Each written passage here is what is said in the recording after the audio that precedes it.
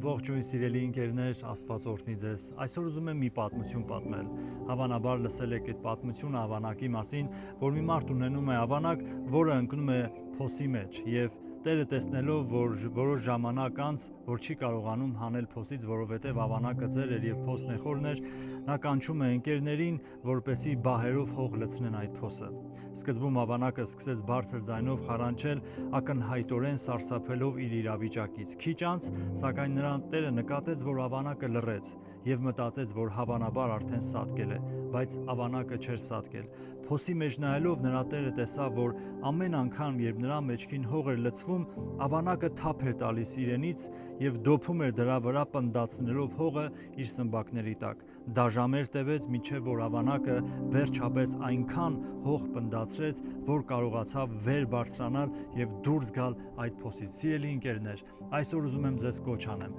որ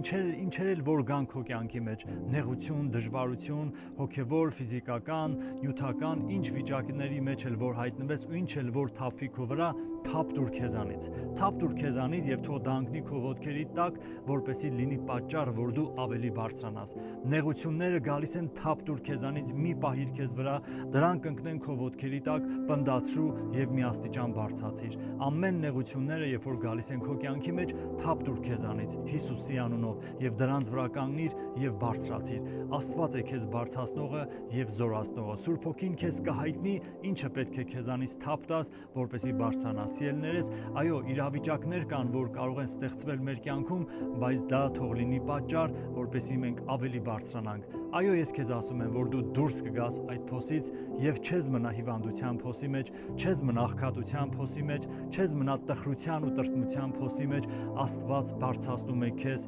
հանելով այդ վիճակից։ Պարզապես որոշում կայացրու, թափ տուր քեզանից, մի պահիր քեզ վրա, թափ տուր քեզանից եւ դա թող լինի պատճառ, որ դու մի աստիճան ավելի բարձրանաս ու կամաց